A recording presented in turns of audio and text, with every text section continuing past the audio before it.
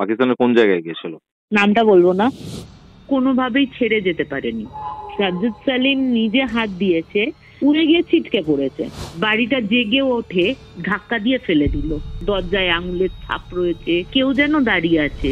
বিছানায় রক্তের কালো ছোপে ভর্তি। বিভৎস ভাবে কুপিয়ে খুন করার পুরো রাঙা মামা আমার সামনে দাঁড়িয়ে আছে।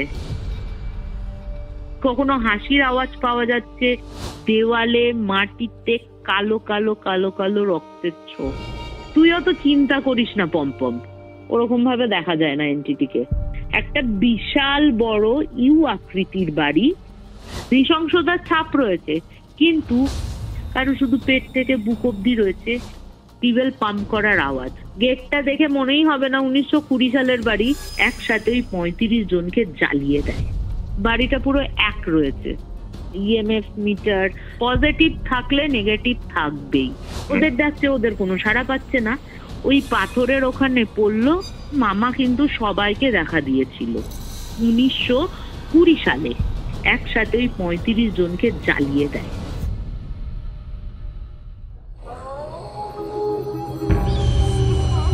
Curiofite presents Ghostly Call Recording, a horror audio documentary by Kaustav Kumar. এবার ভয় পাবে তুমিও। কিউরিওফাইটের ঘোস্টলি কল রেকর্ডিং সিরিজের মারাত্মক একটি হরর পডকাস্টে আপনাদের সকলকে স্বাগতম জানাচ্ছি আমি কৌস্তভ। আজকে এই ঘোস্টলি কল রেকর্ডিংয়ে আমার সাথে ছিল অমৃতা। অমৃতা নিজে প্যারানর্মাল ইনভেস্টিগেশন করেছে উইথ হার হাজব্যান্ড, এবং তারা গৌরব তিওয়ারির টিমেও সামিল ছিল। তার সাথে বেশ কিছু প্যারানর্মাল ইনভেস্টিগেশনে তারা গেছে। আজকে এরকমই একটা কেস আপনারা শুনতে চলেছেন। পাকিস্তানের একটি হন্টেড হাউসে এই প্যারানর্মাল ইনভেস্টিগেশনটা কন্ডাক্ট করা হয়। ব্রুটাল হিস্ট্রি এই ঘরের, এই বাড়ির। পার্টিশনের সময় নোংরামও হয়েছিল সেখানে, মানে রক্তারক্তি, কাটাকাটি। আপনার ঘটনাটা শুনলেই বুঝতে পারবেন, বেশ ডিস্টার্বিং একটা ঘটনা। কিভাবে গৌরব তিওয়ারির সাথে তাদের পরিচয় হয় সেটার একটা ঘটনা রয়েছে, এবং তারপরে তারা কিভাবে এই প্যারানর্মাল ইনভেস্টিগেশনের ফিল্ডে আসে সেটাও আমরা এই ঘোস্টলি কল রেকর্ডিংয়ে জানতে পেরেছি।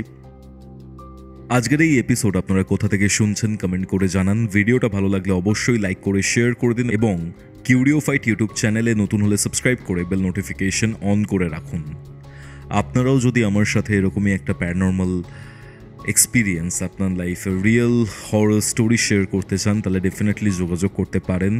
আমাকে যোগাযোগ করার জন্য আপনারা হোয়াটসঅ্যাপ করতে পারেন। হোয়াটসঅ্যাপ নাম্বারটি হচ্ছে 6290675195।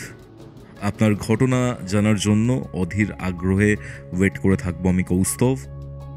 তাহলে চলুন শুরু করছি কিউরিওফাইটের ঘোস্টলি কল রেকর্ডিং সিরিজের মারাত্মক একটি হরর পডকাস্ট।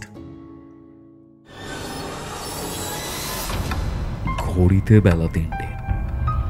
আপনারা শুনছেন কিউরিওফাইটের ঘোস্টলি কল রেকর্ডিং। আপনাদের আজকের হরর ডোজ।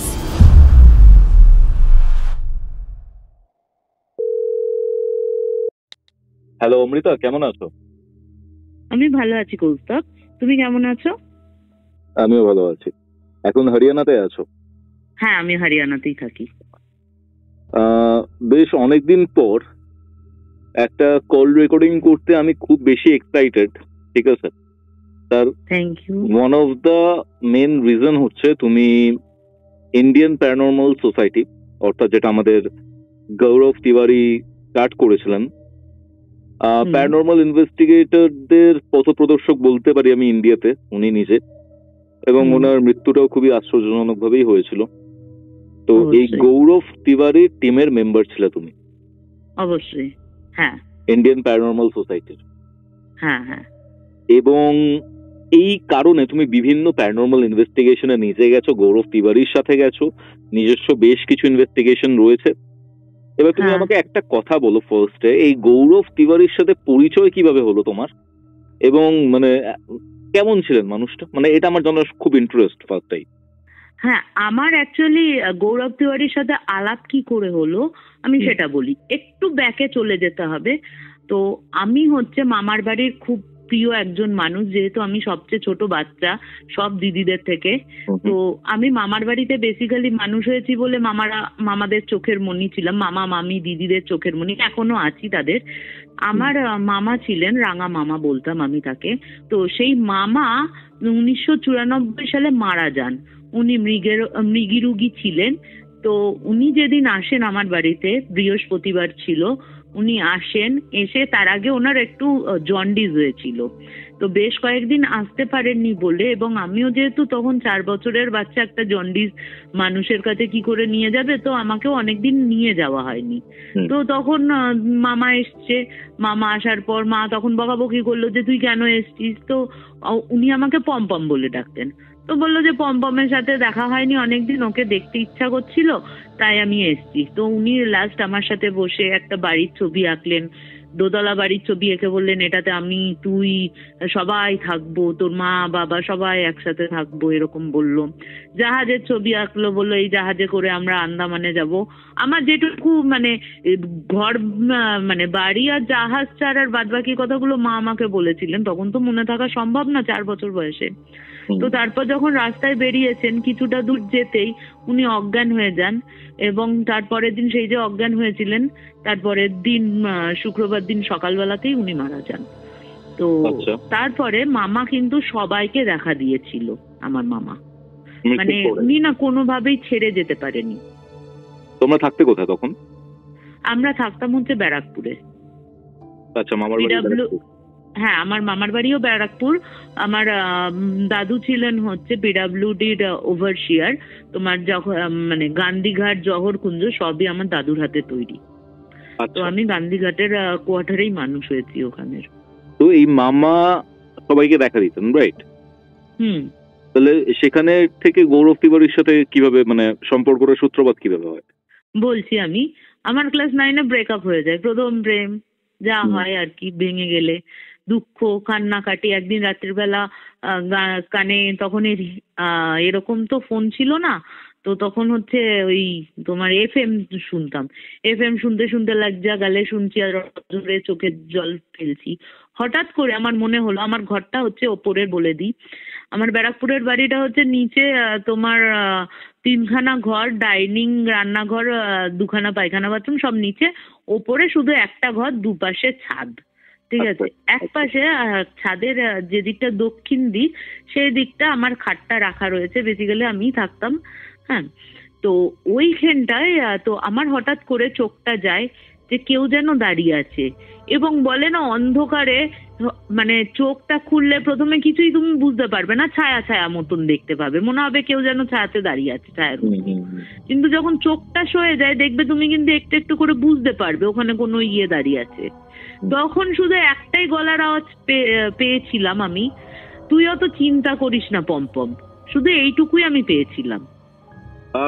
আমার, হ্যাঁ, এইটুকুই আওয়াজটা পেয়েছিলাম, এবং তাকে কিন্তু আমি চোখে দেখতেও পাইনি, ওরকম শুধু ছায়া ছায়া ছায়া ছায়া দেখেছি। তার যে অবয়ব বা সে রাঙা মামা যে রয়েছে, রাঙা মামা সশরীরে দাঁড়িয়ে আছে, এরকম দেখতে পাইনি আমি, শুধু গলার আওয়াজে চিনতে পেয়েছি। কারণ পম্পম একমাত্র আমার না 5 মামা 5 নামে ডাকে আমাকে, ঠিক আছে? তার মধ্যে 4 দিদি, 4 দিদি 4 রকম নামে ডাকে, মানে আমার বিভিন্ন রকম নাম রয়েছে। এবার হলো এই কথাগুলো যখন শুনলাম মাকে, তখন পরের দিন তুমি গান শুনতে শুনতে কিভাবে শুনলে? ওই যে যখন আমি দেখতে পেলাম, মনে হলো চোখটা, দেখবে কেউ যদি দাঁড়িয়ে থাকে অনেকক্ষণ ধরে, তোমার মনে অস্বস্তি হবেই। আচ্ছা, তাই না? তুমি ভাবো না, তোমার মানে পায়ের কাছে কেউ যদি দাঁড়িয়ে থাকে অনেকক্ষণ ধরে, তুমি রিয়েলাইজ করতে পারবে কেউ যেন দাঁড়িয়ে আছে। আমি যখন দেখলাম তখন মনে হলো ছায়া ছায়া কে দাঁড়িয়ে আছে, ঠিক আছে? এবার তখন কান থেকে খুলেছে, আমি ভেবেছি মা বা বাবা কেউ হয়তো এসছে। যখন কিছু বলতে যাব, কান থেকে যখন হেডফোনটা খুলে রেখেছি কিছু বলতে যাব, তখনই আমি এই কথাটা শুনতে পেলাম। যখন পম্পম বললো তখনই আমি বুঝতে পারলাম এই রাঙা মামা। তো তারপরে কিন্তু আমি আর কোনো ছায়া ফায়া দেখতে পাইনি, এই শুধু এই ছায়া, এই দুটো, মানে এই 3টে ওয়ার্ড ছাড়া আর আমি কিন্তু আর কিছু দেখতে পাইনি। পরে কিন্তু ভ্যানিশ হয়ে যায় জিনিসটা। আমার না, মনে হয়নি তখন। দেখো এইসব তো আমি কোনোদিন মানে পাইনি। আমি না কোনোদিনই অত ভয় ফয় পাওয়ার মানুষ ছিলাম না, মানে বলতে পারো আমি একটু ডাকাবুকো টাইপেরই মানুষ। তো তারপরে ওইটা গেল। এবার যথারীতি আমার হাজবেন্ডের সাথে, তারপরে ওর সাথে ব্রেকআপ হয়ে যাওয়ার পর আমার হাজবেন্ডের সাথে পরিচয়। তো তখন বয়ফ্রেন্ড, বিয়ের রাত না, ক্লাস 9-এর 10-এর শেষ, মাধ্যমিক দিয়ে 11-এ যখন পড়ছি, 11-এর মাঝামাঝি সময়, পুজোর সময় ওর সাথে আমার আলাপ ট্রেনে। তো এই আলাপ হলো, তৎধারিদি ও তখন চাকরি করছে, ইন মোটরে চাকরি করে। আমার বড় হচ্ছে তোমার অটোমোবাইল ইঞ্জিনিয়ার, ঠিক আছে, এখন মারুতি সুজুকিতে রয়েছে। তো ওখানে হিন মোটরে যখন চাকরি করতো, ওখানে ওর বাড়ি সুভাষ গ্রামে, আর আমার এক কাকুর বাড়ি ছিল হচ্ছে তোমার ইয়েতে, গড়িয়াতে। তো ওর বাড়িতে যাতায়াতের সময় পুজোতে বোনকে জামা কাপড় দিতে গিয়ে তখন ওর সাথে পরিচয়। যাই হোক, এবার বিয়ের আগের দিন রাত্রির বেলা দুজনে অনেক অল্প বয়সে বিয়ে করেছো? হ্যাঁ হ্যাঁ হ্যাঁ। কত বয়স তখন? আমার জাস্ট উচ্চ মাধ্যমিক আমি পরীক্ষা দিয়েছি, আমার তারপরে বিয়ে করে নিয়েছি। কারণ অ্যাকচুয়ালি কি বলতো, আমার থেকে আমার হাজবেন্ড 7 বছরের বড়, আর আমার শ্বশুর শাশুড়ির লেটের বাচ্চা আর কি, লেট ম্যারেজ লেট বেবি, ঠিক আছে। তো যার জন্য অনেকটাই বয়স হয়ে গেছিলেন আমার শ্বশুর শাশুড়ি। এখন ওরা না 2 বছর হলো গত হয়েছেন। তো তখন বিয়ের আগের দিন রাত্রির বেলা তো ওর সাথে কথা বলছি, আশেপাশে কিন্তু আমার দিদি শুয়ে রয়েছে, একপাশে দিদি রয়েছে, মা রয়েছে, নিচে এক জামাইবাবু রয়েছে, আমার বাবা শুয়ে রয়েছে, এরকম শুয়ে রয়েছে, 4-5 জন রয়েছে। আমার ঘরে না একটা নীল লাইট জ্বলতো। তা এবার তোমার হচ্ছে ওই যখন কথা বলছে হ্যাঁ আজকে একটু কথা বলে নি, কাল থেকে তো তুই আমার বউ হয়ে যাবি, আর কথা বলা যাবে না। বললাম হ্যাঁ বলি, কি আছে, তা সারা রাত ধরেই কথা বলবো। সারা রাত ধরে কথা বলতে বলতে তখন বাজে হচ্ছে ঠিক 3টে 3:30, ঠিক আছে, 3টে 3:30 বাজে। ওরকম আমি তো তাকিয়েই কথা বলছি, কারণ ডিম লাইটটা জ্বলছে, ভালোই ইয়েটা রয়েছে, চোখটাও অন্ধকারের মধ্যে, মানে আধো অন্ধকারের মধ্যে অভ্যস্ত হয়ে গেছে। হঠাৎ করে না আমার খাটের ওই পাশটাতে একটা ইয়া রয়েছে, মানে আলমারি রয়েছে। তো ওইখানটা দাঁড়িয়ে পুরো পরিষ্কার চোখে দেখতে পেলাম একদম সশরীরে, মানে এটা আমার বড় না বিশ্বাস করতে চাইছিল না, পুরো রাঙা মামা আমার সামনে দাঁড়িয়ে আছে। তুমি ভাবো 1994 সালে মারা গেছে, আমার বিয়ে হয়েছে 2012 সালের 23শে নভেম্বর। তখন আমি চিৎকার করে উঠেছি, মানে যখন আমার ব্রেনটা কাজ করলো তখন তোমার আমি চিৎকার করে উঠেছি। তো ওইটা দেখলাম, চিৎকার করে উঠলাম, মারা যখন উঠেছে তখন বলছি দেখো রাঙা মামা এসছে, ততক্ষণে গায়েব হয়ে গেছে। এরপরে 2012-তে আমার যখন 23শে নভেম্বর বিয়ে হয়, আমার বিয়ের পর আমি চলে আসি হচ্ছে হরিয়ানাতে 2রা ডিসেম্বর, ঠিক আছে। তখন আমার শ্বশুর শাশুড়ি আসেননি, ভাবছে যে যাক দুজনে মিলে এনজয় করুক, ইয়ে করুক। আমার শ্বশুর বাড়িতে তখন ওই সুভাষ গ্রামে থাকতেন তারা আর কি, বিয়ের পর। এটা কি হানিমুন করতে গেছিল না কর্মসূত্রে যাওয়া? না কর্মসূত্রে আর কি। প্রথমে তো হিন মোটরে চাকরিটা পেয়েছিল, তারপরে আরো বেটারের জন্য কপাল ভালো থাকাতে মারুতি সুজুকিতে পেয়ে যায়, তো মারুতিতে চলে আসে। তারপরে বিয়ের পর আমি এখানেই চলে আসি, 2012 থেকে এখানেই থাকা। 2012-তে একবার আমি খুব অসুস্থ হয়ে পড়ি, আমার তখন জন্ডিস হয়েছিল। তখন না দুজনেই একসাথে দেখেছিলাম রাঙা মামাকে। কিরকম রাত্রির বেলা শুয়ে আছি, হঠাৎ আমার বমি আসছে, বমি করতে উঠবো, এবার শরীর তো খারাপ, আমার বড় উঠে গেছে, তো বলছে কি হয়েছে, তোর শরীর খারাপ লাগছে? আমি বললাম একটু বাথরুমে যাব। ঠিক আমাদের না যখন থাকতাম 2 BHK-তে, ডাইনিং পেরিয়ে বাথরুমটা ছিল, অ্যাটাচ বাথরুম ছিল না বেডরুমের সাথে। আমি যখন বাথরুমে যেতে যাব, ডাইনিং এ তখন দুজনেই একসাথে দেখেছিলাম সচক্ষে রাঙা মামা দাঁড়িয়েছে, জাস্ট 2-3 সেকেন্ডের জন্য। উনি কি মুক্তি পাননি নাকি? আমি আজও এবার মুক্তি পাননি আমি সেটা বলবো কিনা আমি জানি না, কারণ আমি ওনাকে লাস্ট আর একবার দুজনেই দেখেছিলাম, মানে আমার মামাকে 2015 সালে আমি প্রেগনেন্ট হই, 2015-তে দুজনেই কিন্তু তখন দেখেছিলাম আবার রাঙা মামাকে। তখন যেন ওনার মুখে পরিতৃপ্ত হাসি যাকে বলে, যেন উনি যেন খুব খুশি হয়েছেন একটা নতুন খবর শুনে, এরকম একটা অ্যাটিটিউড মধ্যে ওনাকে আমরা কিন্তু দেখেছিলাম সচক্ষেই। হুম হুম তুমি যেমন তারপর দেখেছো থেকে তার মানে আরো অনেকেই দেখেছে। আর একজন দেখেছে, আমার এক সেজ মামার মেয়ে বলে একজন চোদ্দি বলে, ও দেখেছে, ও 2-3 বার দেখেছে। কিন্তু তারপরে কিন্তু ওই যে কাজ হয়ে গেল, গয়ায় পিণ্ডি দেওয়া হয়েছিল, ওই গয়ায় পিণ্ডদান করার পর কিন্তু আদার্স যারা মা বা মামারা মাসিরা তারা কিন্তু দেখতে পায়নি। বাট তুমি শুধু পেয়েছিলে। আমাদের, আমি আর আমার ওই সর্দি 2-3বারই দেখতে পেয়েছি। আমি 3বার দেখতে পেয়েছি। এক হচ্ছে তোমার ওই ক্লাস 9-এ দেখতে পেয়েছি, বিয়ের সময় দেখতে পেয়েছি, এবং 2015-তে আমি যখন ফার্স্ট জানতে পারি আমি মা হতে চলেছি তখন দেখেছি। তারপর থেকে 2015 থেকে 2025 অব্দি এখনো অব্দি কিন্তু তার কোনো কিছু আমরা টের পাইনি। না আমি পেয়েছি, না আমার বাড়ির লোক পেয়েছে, না আমার দিদি পেয়েছে। আচ্ছা, এবার আমাকে তো একটা কথা অনেক- বলো, হুম। তুমি হরিয়ানাতে শিফট করলে, তুমি হুম। হরিয়ানাতে শিফট করার পরেও একবার দেখতে পেলে, মানে টোটাল আমি যেটা বুঝতে পারলাম 4বার দেখতে পেয়েছো, 3বার নয় হ্যাঁ। 4বার দেখতে পেয়েছো। হুম। এবার এখানে আমাকে একটা কথা বলো, ওনাকে গয়াতে পিণ্ডদান করা হয়েছিল, হ্যাঁ। পিণ্ডদান করার পরেও তোমরা দেখেছো, তার মানে প্রপারলি উনি মুক্তি পাননি। বাট এটা বলে যে গয়াতে পিণ্ডদান করলে নাকি মুক্তি পেয়ে যায়। হ্যাঁ বলে সেটা, কিন্তু ওনাদের হয়তো দেখো অনেক তো অল্প বয়সে উনি যখন মারা যান ওনার তখন 35 এজ ছিল। আচ্ছা আচ্ছা, তো আবার এটাও স্বাভাবিক হতে পারে যে তুমি যাকে মানে পিণ্ডদানের পরেও দেখতে পেয়েছো সে আসলে হয়তো তোমার মামা নয়, হয়তো অন্য কেউ যে মামার রূপ ধরে এসেছে। হ্যাঁ এটাও হতে পারে, কিন্তু মানে আমি 2015-তে যে মানে 2012-তে যখন দেখেছিলাম তার মুখটা কাচুমাচু ছিল। 2015-তে যখন মা জানতে পেরে গেছি দুজনে মা বাবা হতে চলেছি, তখন ওনার মুখে একটা পরিতৃপ্ত আসে, সেটা কি অন্য কেউ আত্মা দিতে পারে কি? I don't আমার know. জানা নেই গো। I don't know. আমিও জানি না এই বিষয়টা, আমিও জানি না। তো সেইভাবে যখন 2012-তে দুজনেই যখন প্রথম দেখি, তখন ও বিভিন্ন, আমার বরের একটু স্বভাব আছে এইগুলো একটু ঘেঁটে ঘেঁটে দেখতো, আমার থেকেই হয়েছিল। মানে যখন বলে না, জন্ডিসটা চলছিল তোমার। জন্ডিস চলছিল তো তখন দেখেছিল, তখন থেকে না ও সার্চ করছিল যে এরকম কিছু দেখা যায়, যেহেতু ওরও মানে ও আগে কিন্তু এরকম কিছু দেখেনি, আমার মামাকেই যা দেখেছিল প্রথম, ওর জীবনে ওই আমার মামাকেই প্রথম দেখা মৃত মানুষকে, তার আগে কাউকে ও দেখতে পায়নি। ঠিক আছে, তো এরপরে আমার বড় তখন খুঁজতে খুঁজতে তখন ওর এক বন্ধু, তা ওর এক মানে অফিস কলিগই তখন বলল যে এরকম এরকম প্যারানর্মাল সোসাইটি অফ ইন্ডিয়াতে এরকম এরকম হয়, তুই কি জানিস? এদের ওয়েবসাইটও রয়েছে। ও হয়তো কোনো কারণে ওর সাথে আবার কি হয়েছিল না হয়েছিল ও কোথা থেকে জেনেছে আমি কিন্তু জানি না, ঠিক আছে, নামও জানি না কে বলেছে।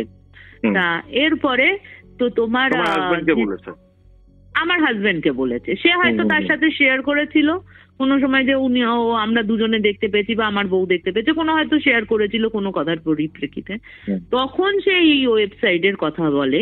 সেই সূত্র ধরে আমরা ওয়েবসাইটে ফিল আপ করি, গিয়ে উনি একদিন মিটিং মানে নিউ যারা ছিল যে তাদের একটা নেন, মানে ওই যে বলে না ইন্টারভিউ টাইপের, কেন তুমি আসতে চাইছো, তোমার মনের জোরটা কতটা, তুমি অজ্ঞান হয়ে যাবে না, তোমার শরীরের পরীক্ষা, এমনকি শারীরিক পরীক্ষাও হয়েছে, তোমার হার্টবিট, তোমার পালস, তোমার সমস্ত কিছু। দেখো এগুলো তো সবাইয়ের নেওয়ার ক্ষমতা থাকে না, তাই না?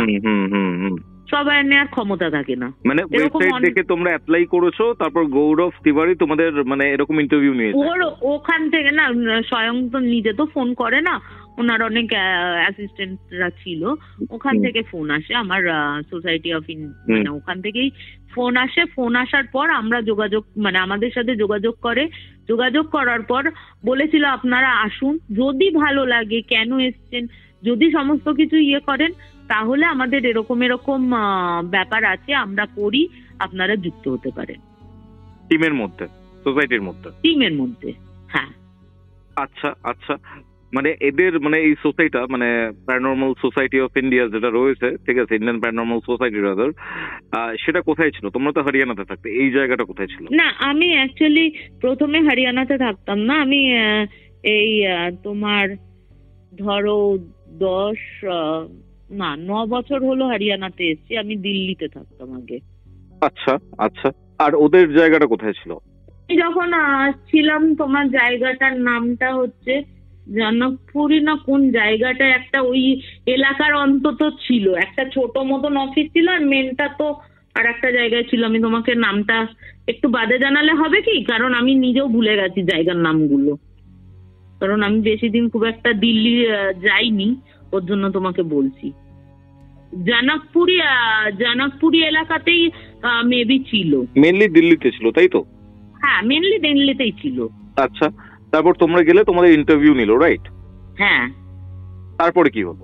তোমার ইন্টারভিউ ঠিক না, ওরা আমাদের সাথে কথা বললো, কথা বলার পর জিজ্ঞেস করলো যে তোমরা মানে কেন যুক্ত হতে চাইছো, তোমাদের কি রয়েছে, তোমার মানে তোমার কেন ধারণাটা হচ্ছে আর কি, এই কেন ভূত দেখার ব্যাপারটা তুমি কেন বিশ্বাস করছো, ভূত কি আদৌ হয়। ওরা তখন আমাদের বোঝালো যে হ্যাঁ, ওদেরও এন্টিটির একটা মানে জগৎ রয়েছে, ওই এন্টিটিতে তুমি দেখতে পারো, মানে ওরা যদি তোমাকে ইচ্ছা করে তোমার সামনে আসবে, তবেই তুমি অনুভব বা দেখা বলো, তাদের কথা শুনতে পারো, আদারওয়াইজ তুমি কিন্তু কানেক্ট করতে পারবে না। তো সেই হিসেবে আমার ওনার সাথে মানে ওই হিসেবেই আমরা যোগাযোগ করেছিলাম। রাঙামামার সূত্রটা ধরে যোগাযোগ করেছিলে এইগুলো? রাঙামামার সূত্র ধরেই যোগাযোগ করা আমার।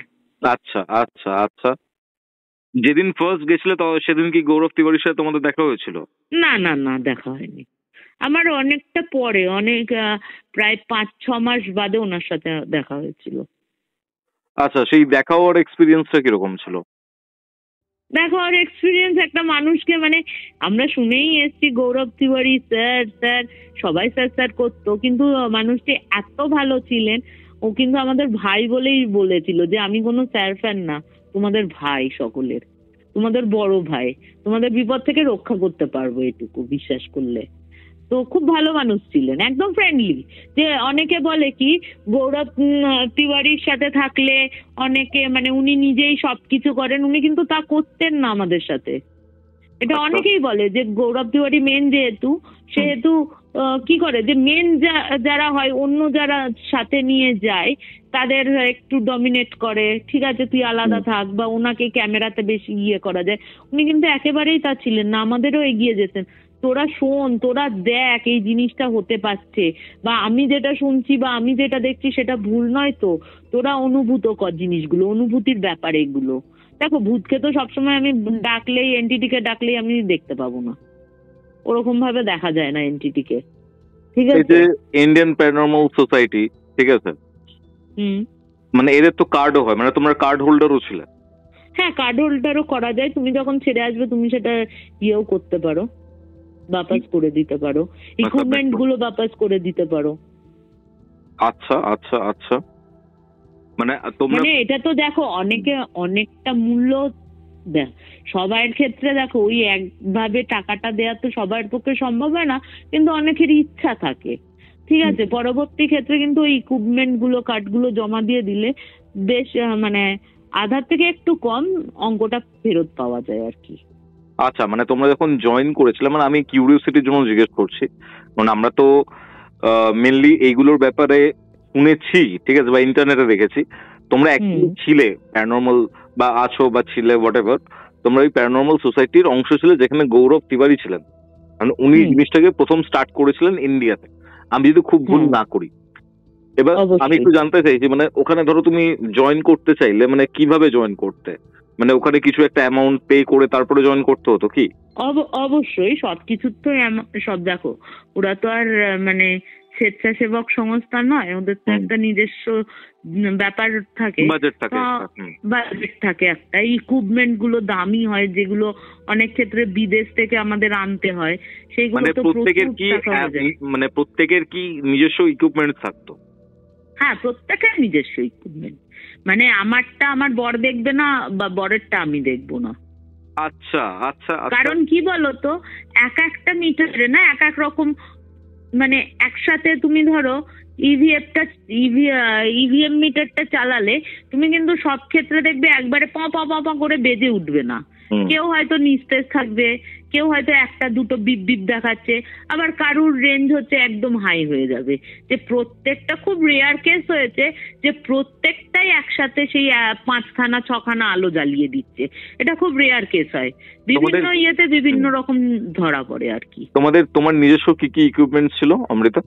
আমার যেমন ভয়েস রেকর্ডার ছিল, ডিজিটাল মিটার ছিল, ইএমএফ মিটার ছিল, আর একটা যন্ত্র ছিল ওইটাতে তোমার ওই যে রেড আলোগুলো দেখা যায় না, রেড আলো দিয়ে যেগুলো বোঝা যায় আর কি, মানে এনটিটি গুলোকে, যেটা আমরা খালি চোখে দেখতে পাই না, ওইটা ছিল। আর একটা ছিল নাইট ভিশন ক্যামেরা। মানে তুমি লেজারের কথাটা বলছো? হ্যাঁ, লেজার কথা ওটা বলছি, মানে রেড যেটা, মানে ওটা কিভাবে work করতো? রেড লেজার অনেকে এখন গ্রিন লেজারও ব্যবহার করছে, কিন্তু আমাদের কাছে রেড লেজারই ছিল। আচ্ছা, তোমরা কিভাবে ইউজ করতে মানে রেড লেজারের এটা? দেখো, সব সময় তো আমাদের খালি চোখে তো ব্যবহার মানে দেখা তো সম্ভব হয় না, তো ওই বলা হয় যে ওই আলোর সাহায্যে নাকি যদি কিছু থেকে থাকে, ওরা নাকি ওই আলোর মুভমেন্ট বা কিছু মানে ছায়া বলো বা কিছু বলো, কিছু দিয়ে ওরা বোঝাতে পারবে, যেটা আমরা নাইট ভিশন ক্যামেরা হোক বা খালি চোখে হোক সেটা বুঝতে পারবো। আর ইএমএফ অনেক তো সময় জানি লেজার গুলো অনেকটা ছক ছক ছক ছক করা থাকে, ওই ছক গুলোর মধ্যে বোঝা যায়। সব সময় যে একদম লেজার লাইটের সামনে এসে দাঁড়িয়ে পড়বে তা তো নয়, ওরা বিভিন্ন মানে দেখায় আর কি, যে এই খেনটা দিয়ে শার্ট করে বেরিয়ে গেল, তখন তুমি বুঝতে পারবে এই খেনটা দিয়ে লেজারের একটা কেটে গেল, এরকম পুরো বোঝা যায় তোমার।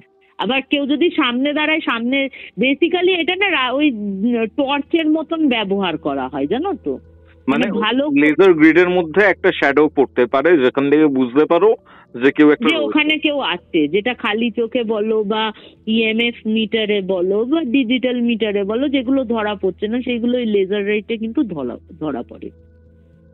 আচ্ছা আচ্ছা আচ্ছা, মানে ওখানে একটা পার্টিকুলার অ্যামাউন্ট পে করে তোমরা এই মানে যন্ত্রপাতিগুলো নিতে এন্ড মেম্বারশিপ নিতে, মেম্বার হওয়ার জন্য। ওকে, এবার মানে তোমরা মোটামুটি কতগুলো ইনভেস্টিগেশন করেছো গৌরব তিওয়ারির সাথে? গৌরব তিওয়ারির সাথে তো বলতে গেলে 60টার ওপরেই করেছি, 60টা তার বেশিই করেছি, মানে 60 প্লাস এর ওপর করেছি। আচ্ছা, আর এছাড়া নিজেরাও বিভিন্ন জায়গায় ইনভেস্টিগেশন করেছিল যেটা বলছিলে? হ্যাঁ, নিজেরা অবভিয়াসলি, নিজেরা তো বলতে গেলে অগুন্তি। মানে তুমি আর তোমার হাজবেন্ড? হ্যাঁ। তুমি পার্টিকুলার একটা কেস, যে কেসটা মানে আমার খুব ইন্টারেস্টিং লাগছে, সেখানে হয়তো তুমি যাওনি, তোমার হাজবেন্ড গেছিলেন, ঠিক আছে? তোমরা পাকিস্তানে গেছিলে, পাকিস্তানের একটা পার্টিকুলার জায়গাতে তোমরা একটা প্যারানর্মাল ইনভেস্টিগেশন করতে গেছিলে।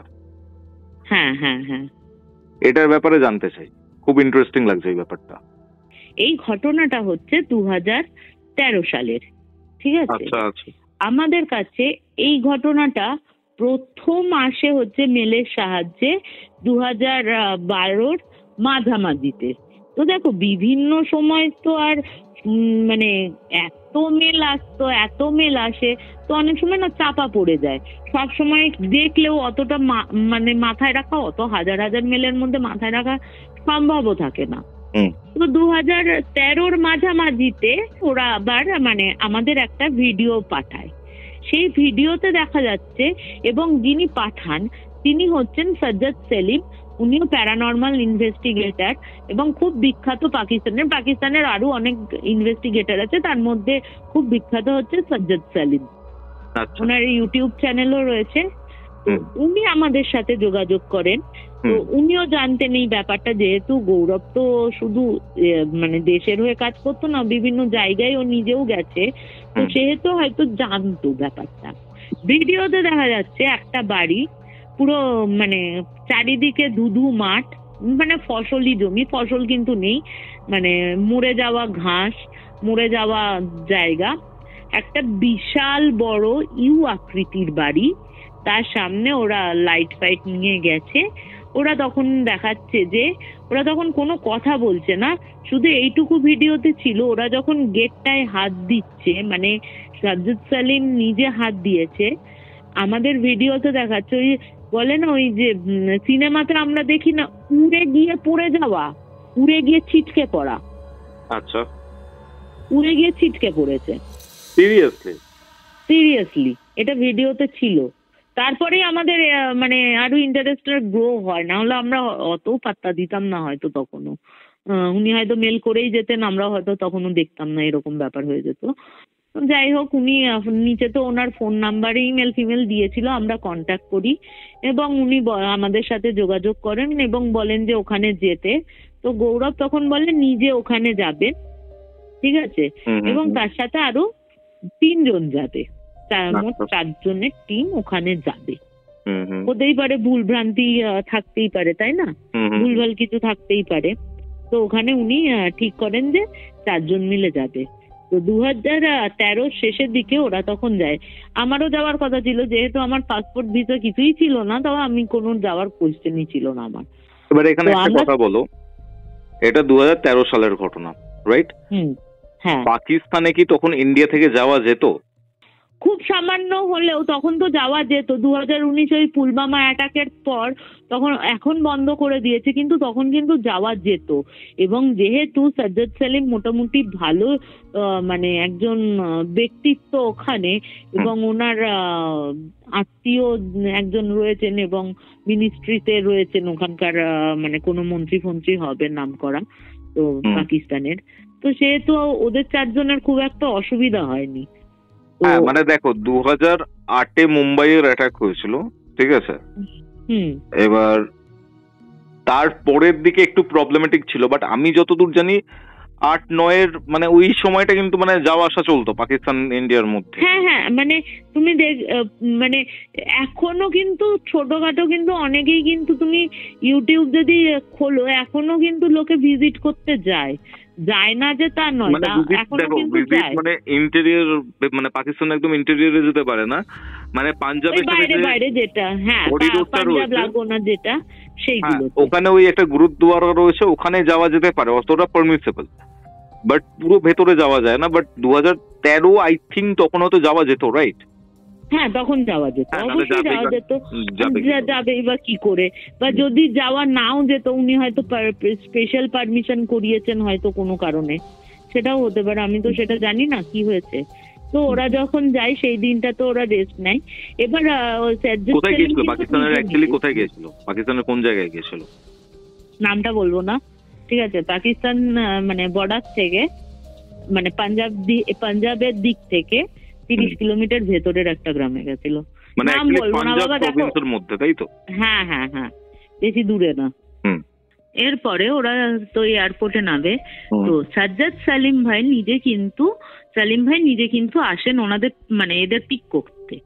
তো এবার ওনারা জিজ্ঞেস করে যে পার্টিকুলার কি হয়েছে, তো ওই বাড়িটার সম্বন্ধে, কেন আপনি যে ভিডিওটা ছিটকে পড়ে গেলেন, তারপর আপনি নিজেও ইনজোর্ড হয়েছেন, তো কি ব্যাপারটা, বাড়িটার সম্বন্ধে কি? তখন উনি বলছেন বাড়িটা অ্যাকচুয়ালি তৈরি হয়েছিল 1920 সালে, ঠিক আছে। তো তখন যেহেতু অবিভক্ত ইন্ডিয়া ছিল, তো তখন তো পাঞ্জাব পাকিস্তান একই ছিল, পাঞ্জাবের মধ্যেই পড়তো। তো ওই বাড়িটা বিশাল বড়। তো ব্যাকগ্রাউন্ড হিসেবে যেটা জানা যায়, ওই বাড়িটার 35 জন ছিলেন বাড়িটাতে, 35 জন মেম্বার ছিলেন।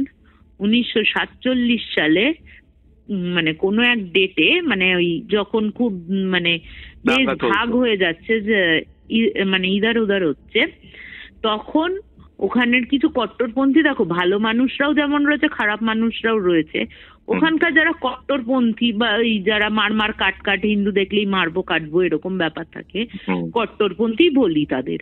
তো কট্টরপন্থীরা কিন্তু ওদের 35 জনকে এক রাতের মধ্যে বিভৎসভাবে কুপিয়ে খুন করার পর বডিগুলোকে নিয়ে বাড়ির সামনে এন্টার কুপিয়েছে, ঠিক আছে। হিন্দু বাড়ি, পাঞ্জাবি ছিলেন তারা, পাঞ্জাবি ফ্যামিলি, শিখ না হিন্দু, শিখ। আচ্ছা আচ্ছা, শিখ ফ্যামিলি ছিলেন।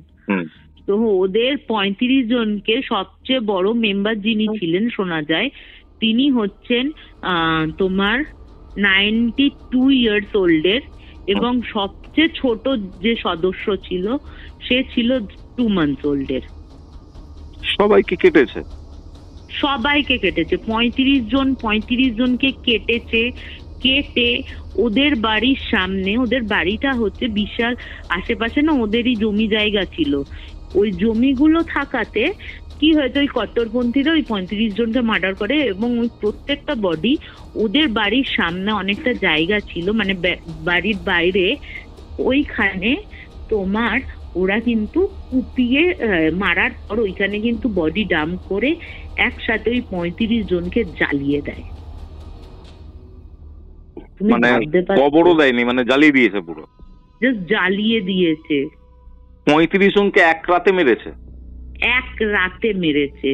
এবং বলা হয় যে প্রায় মানে ওখানকার যারা পুরনো যারা ছিলেন তখন তো অত মানে বয়স্ক যারা ছিলেন তারা বলেছিল তারা কিন্তু অনেকে কিন্তু যখন দেশভাগের এই অবস্থা হচ্ছিল, দেশভাগের সময় হিন্দুদের মার কাট হচ্ছিল, একে অপরকে মারধর করছিল, তখন কিন্তু তোমার অনেক ভালো মুসলমানরা যারা তারা যেতে পারছিলেন।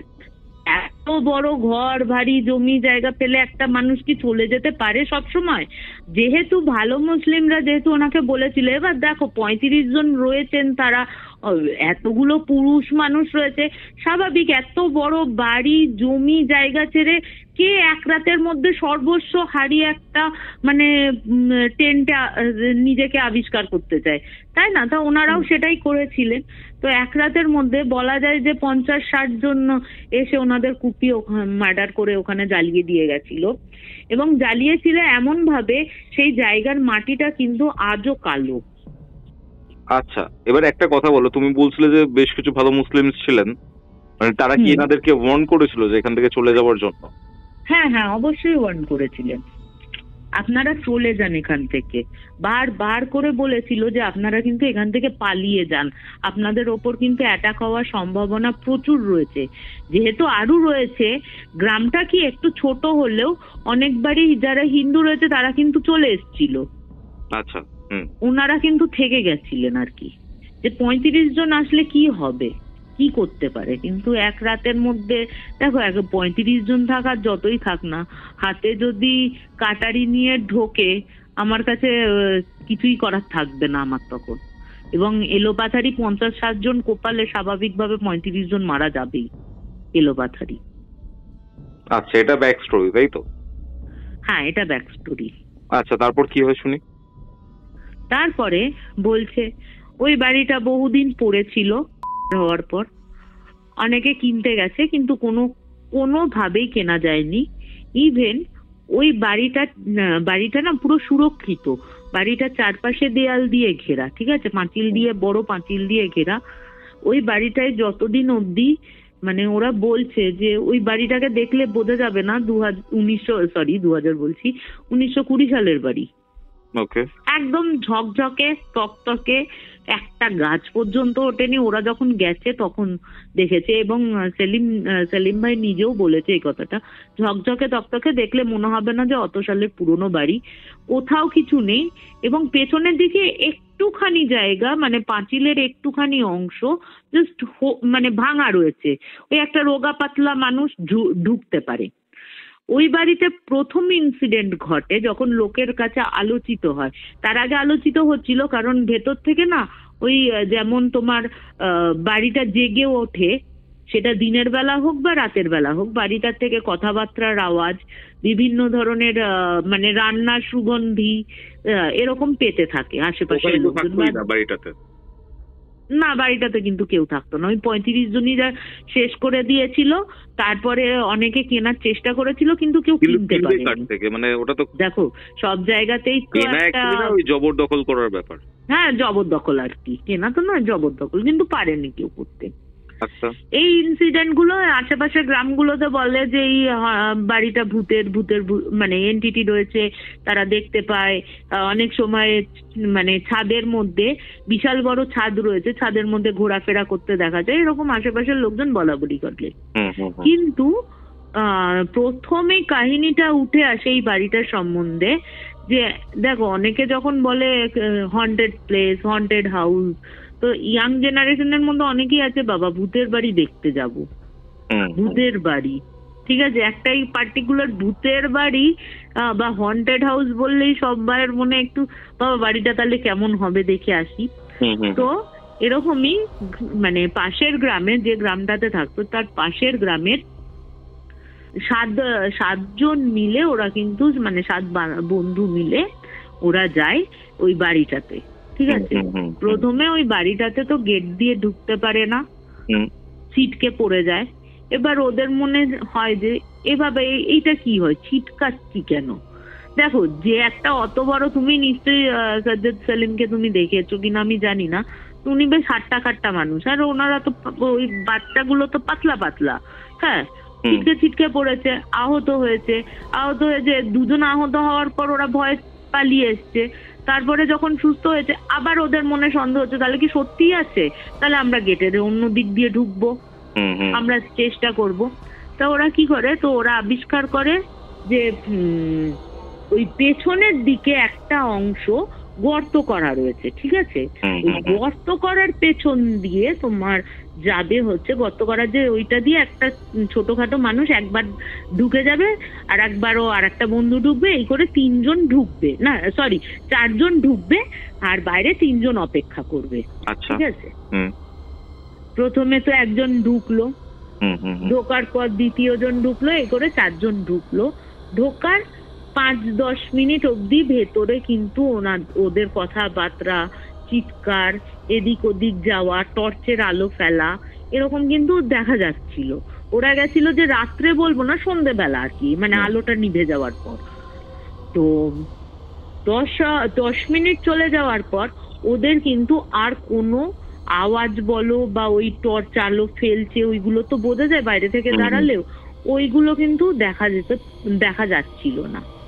আচ্ছা, একদম চুপচাপ হয়ে গেছিল বাড়িটা, একদম চুপচাপ, ঠিক আছে? এবার বাইরে যারা দাঁড়িয়ে ছিল তারা তো ওদের ডাকছে নাম ধরে, ওদের ডাকছে, ওদের কোনো সাড়া পাচ্ছে না। এবার একজন এরকম মুখটা মানে জাস্ট ঢুকিয়ে ও ভাবছে ও ঢুকবে, এমন সময় ওর মনে হলো যে ওর মুখটা চেপে ধরে না কেউ যেন ওকে বাইরে ধাক্কা দিয়ে ফেলে দিল। মানে হয় না, মুখটা একটু দাঁড়িয়ে দেখতে গেছে, একটা হোল রয়েছে ওইটা দেখতে গেছে, আর মুখটা এরকম চাপা দিয়ে কেউ যদি ধাক্কা মারে, ওরকম ওর ফিলিংসটা হয়েছিল। আচ্ছা আচ্ছা আচ্ছা। তারপরে তোমার ওরা যখন ওই 4টে বন্ধু তো ওরকম দেখতে গেছে, যখন পড়ে গেছে, ওই 3টে বন্ধু কিন্তু আর কিন্তু কোনো রিস্ক নেয়নি, ওরা কিন্তু গ্রামে ফেরত যায়। গ্রামে ফেরত যাওয়ার পর যে যার বাড়িতে বলে যে এরকম এরকম ব্যাপার হয়েছে, আমরা কোনো খুঁজে পাচ্ছি না আমাদের সাথেও, এবং বলে নাকি ওই মানে যে মুখটা বাড়িয়েছিল তার কিন্তু নাকি নোকের দাগ হয়ে গেছিল মুখে, ঠিক আছে? এটা নাকি সেলিম ভাইরা যখন ইনভেস্টিগেট করতে গেছিল, তারা কিন্তু ওই মানে যারা 3 জন ছিল বেঁচে, তাদের সাথে কিন্তু কথা বলে, ঠিক আছে? তারা বলে কিন্তু পরের দিন ওরা যখন যায়, মানে পরের দিন যখন ওর মুখটা দেখা যাচ্ছে, ওই আঁচড়ের দাগ দাগ দাগ দাগ ওর সারা মুখে ছিল। আর ভেতরে যারা 4 জন ছিল তাদের চিৎকার ফিৎকারের শব্দ পেয়েছিল 3 জন যারা বাইরে ছিল? 10 মিনিট অব্দি পেয়েছিল, 10 মিনিট অব্দি পেয়েছিল। তারপরে কিন্তু আর কোনো সারা শব্দ পায়নি। এবার দেখো, যখন সারা শব্দ পাচ্ছে না বা টর্চের আলো এদিক ওদিক যখন ফেলছে না, একটা বন্ধু ঠিক করে যে ওই গোল গর্তটা দিয়ে একবার ঢুকে দেখবে বা মুখটা করবে। যখন সবে মুখটা বের করেছে, তখনই ওর মনে হয়েছে যেন ওর মুখটা কেউ মুখটা করে ওই মানে খামচানোর মতন করে, সে বাঘের থাবা, আমরা বলি না বাঘের থাবার মতন, মুখটা ধরে পেছনে ঠেলে দিয়েছে। ও বাইরে ছিটকে যায়, ও তো ভেতরের দিকে পড়তে পারেনি, মানে ভেতরে ঢুকতে পারেনি, শুধু মুখটা বের করেছে। তারপরে ও বাইরে বেরিয়ে যায়। তারপরে ওরা গিয়ে কিন্তু গ্রামে খবর দেয়। গ্রামে খবর দিতে কিন্তু ওরা আসে, গ্রামের লোকজন আসে। গ্রামের লোকজন ওরকম যেই ঢুকতে যাচ্ছে ওরকম ছিটকে পড়ে যাচ্ছে। ভেতর দিয়ে কেউ 2 জন গেছে দেখতে, ওদের কিছুতেই মানে ওদের এরকম হয়েছে, বলে ওরা নাকি ওই গর্তটাই খুঁজে পায়নি। পরে ভেতরে যাওয়ার কোনো গর্তই ওরা নাকি খুঁজে পায়নি। ওরা যে কোথা দিয়ে ঢুকেছে, ওরা কিন্তু দেখাচ্ছে এই জায়গা দিয়ে ওরা ঢুকেছে 3 জনে, কিন্তু ওদের কোনো সামনে যে হোলটা ছিল ওই হোলটা কিন্তু আছে। কিন্তু আমার মানে ওরা যারা গেছিল 4 জনে, ওরা কিন্তু দেখেছে হোলটা আছে তখনও। তো সেই সময় কি হয়েছিল, ওদের কি চোখের ভ্রম হয়েছিল না কি হয়েছিল, ওই হোলটাই খুঁজে পাওয়া যায়নি। যারা 4 জন ঢুকেছিল তারা বেরিয়ে আসেনি নাকি ওখান থেকে? না না না, একদম গায়েব হয়ে গেছিল। কি বলছো? তারপরে বলছি, হ্যাঁ একদম গায়েব হয়ে গেছিল।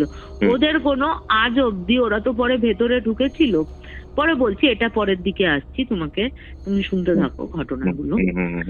মানে পুরো পরতে পরতে আমি যখন শুনেছি না এই ঘটনাটা, আমি হাঁ হয়ে শুনেছি জাস্ট ঘটনাটা, মানে এরকমও হতে পারে লাইফে। তো ওরা হোল ফোল খুঁজে পায়নি, তো ওরা এক মৌলবীরকে ডেকে আনে যাতে ভেতরে ঢুকতে পারে, যাতে ভেতরে তো ঢুকতে পারছে না। এবার তুমি ভাবো, এক মৌলবী তো ওই তোমার পবিত্র জল নিয়ে ছেটাতে ছেটাতে ঢোকার চেষ্টা করেছেন। তো যিনি এই দরজাটা, গেটের যে মুখটা রয়েছে ওইটা খুলতে যাবে, এবং বলে রাখি ওই গেটটাই কিন্তু ওরা যখন দেখেছে বা সেলিমরা যখন দেখেছে, ওরা কিন্তু কোনো ওই মোর্চে ধরা কোনো ক্যাচ করে একটা আওয়াজ হয় ওরকম কোনো গেট না। এটাই অদ্ভুত ওদের কাছে লেগেছে। আরো অদ্ভুত লাগার ব্যাপার আছে, ওরা জাস্ট শুনছে এই ঘটনাগুলো, চোখে দেখা এখনো বাকি আছে ওদের। ওদের এখনো রীতিমতো না চমক পাওয়াটা বাকি আছে, ওরা সেই চমকটা এখনো পায়নি, ঠিক আছে? তো ওর সেলিম বলছে ওই 4 জন তো পুরো গায়েব হয়ে গেছে। তো যখন ওই মৌলবীকে এনেছে, যখন পবিত্র জল দিয়ে ওই খোলার চেষ্টা করছে, বিশ্বাস করবে না, অত লোকের মাঝখানে ওই মৌলবীটি যখন হাতটা দিয়ে খুলতে যাবে, মানে হাতটা দিয়েছে সবে, ঠিক আছে, ওনাকে ছিটকালো, ছিটকে এমন দূরে একটা পাথরে পড়লো, এবং ওই পাথরটাও যে কোথা থেকে এসছে বা কি হয়েছে তারা কিন্তু খেয়াল করেনি। একটা ছুঁচলো পাথর, ওই পাথরের ওখানে পড়লো, উনি গেঁথে গেলেন। গেঁথে গেল, জাস্ট গেঁথে গেল, হাওয়াতে উড়ে ছিটকে পড়েছে। যেমন বলেছিলাম যে সাজ্জাদ সেলিমকে যে ভিডিওতে দেখা গেছে হাওয়াতে উড়ে ফেলে দিচ্ছে, ওনাকেও ঠিক তেমনি এত গ্রামবাসীর চোখের সামনে হাওয়াতে উড়ে গেল, উড়ে গিয়ে ওই ওখানে একটা ছুঁচলো, মানে পুরো খুব ছুঁচলোও বলবো না, আধা ছুঁচলো পাথরগুলো হয়, তুমি দেখেছো অনেকটা তোমার ওই ক্রিস্টাল টাইপের ত্রিভুজের যে ক্রিস্টাল গুলো হয়, ওরকম কিছুটা দেখতে বললো পাথরটা, ওইখানটা পড়লো, উনি জাস্ট গেঁথে গেলেন, উনি স্পট ডেড। তারপর থেকে আর কেউ কোনোদিন যায়নি, ঠিক আছে, ওই বাড়িতে। এটা কোন সালে করেছে? এটা তোমার করেছে 2009 সালে। আচ্ছা আচ্ছা, 2009-এর ঘটনা, ঠিক আছে। 2009-তে এরকম হয়েছে। তার আগে কিন্তু আরো অনেকে গেছিল, কিন্তু ওই যে যখন ছিটকে ছিটকে পড়তো, ওই গেটটা ধরলে ছিটকে যেত, তারপরে কিন্তু খুব একটা কেউ ভয় আর যেত না। 2009-এ ওই ছেলেগুলো, কলেজ স্টুডেন্ট গুলো গিয়ে এই অবস্থাটা করলো, ঠিক আছে। ওই মৌলবীটাও মারা গেল, তারপর থেকে পুরোই হয়ে গেল। তো ওদেরই একজন সাবস্ক্রাইবার, তো অনেকে ওই যে আমি তোমাকে ফার্স্টে বলেছিলাম যে অনেকে ভাবে যে প্যারানর্মাল ইনভেস্টিগেটররা ওই ভুলভাল দেখে, ভুলভাল দেখায়, এরকম অনেকেই আছে। তো অনেকেই বলে, ঠিক আছে, অনেকেই বলে যে ভাটের গল্প, এসব হয় নাকি, ঢপের চপ মারছে, কিন্তু রিয়েলি হয় না। তো এরকমই একজন সাবস্ক্রাইবার, ওনারই সাবস্ক্রাইবার চ্যালেঞ্জ দিয়েছিল যে এরকম এরকম জায়গায় বাড়ি আছে, যদি ওই বাড়িতে ঢুকতে পারো তাহলে বুঝো হ্যাঁ তোমাদের বাবা দম আছে, তোমরা কোনো মানে যেসব ভিডিওগুলো আমাদের ইউটিউবে ছাড়ো সেইগুলো ফেক না। তো সেই সূত্রে ওনারা খবর পেয়েছিলেন ওখানে, ওনারা গিয়ে এই অভিজ্ঞতাটা করে, এবং ওনাদের হয়তো ধারণা হয়েছিল যেহেতু হিন্দু ফ্যামিলি, হয়তো কোনো হিন্দুকে নিয়ে গেলে হয়তো সুবিধা হতে পারে ভেতরে ঢোকার, বা কি আছে ভেতরে।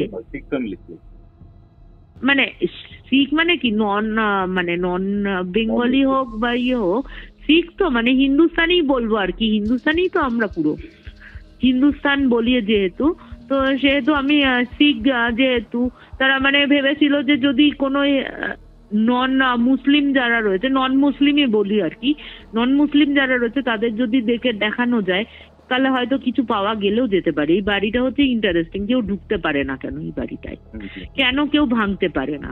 ও তারপরে বলে রাখি, এই যখন মারা গেল তার আগে কিন্তু বিশাল বড় চাষের জমি, তো আশেপাশের যে ওদের যে জমিটা ছিল ওইগুলো কিন্তু ওনাদের মৃত্যুর পরে কিন্তু ফসল কিন্তু আর হতো না, জাস্ট মরে গেছিল। কেউ ফসলও ফলাতো না, কেউ কিচ্ছু করতো না, ওদের জমিটা কিন্তু বিরানি পড়ে থাকতো। ওই মৌলবীটি আসার পর এবং মৌলবীটি মারা যাওয়ার পর তারপরে তোমার শুরু হয় যে পেছনের যে জমিগুলো রয়েছে ওইগুলো একে একে ক্ষেতের ফসল নষ্ট হওয়া, এবং কিন্তু আজও অবধি ওই পুরনো পেছনের যে বিশাল ক্ষেত যাদের ছিল ওই জমিতে কিন্তু আজও ফসল উৎপন্ন হয় না, ওই মৌলবীটি মারা যাওয়ার পর থেকে।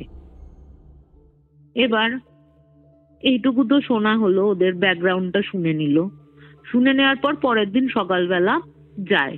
কারণ দেখো, সকালবেলা প্রত্যেকটা প্যারানর্মাল ইনভেস্টিগেটররা কিন্তু সকালবেলা ছানবিন করতে যায়, যদি কোনো বিপদ আপদ হয় কোথা দিয়ে বেরোতে পারবে, বা কোনো কারণে পুলিশ কেস হয়ে গেলে যদি পুলিশকে লুকিয়ে পালাতে হয়, অনেক সময় কি বেআইনি জায়গায় এগুলো তো খুব একটা দেখতে দেয় না, অনেক সময় বেআইনি ভাবে ঢুকতে হয়, তো সেই জায়গাগুলোতে একটু রিস্ক থেকে যায় যে এগুলো মানে পুলিশ দেখলে হয়তো হতে হবে, এই হিডেন গুলো দেখে নিতে হয় যে অন্তত বিপদে পড়লে সে পুলিশই হোক বা এনটিটি হোক, যার বিপদে হোক যাতে পালাতে আমরা পারি, এই রাস্তাটুকু দেখে নিতে হয়।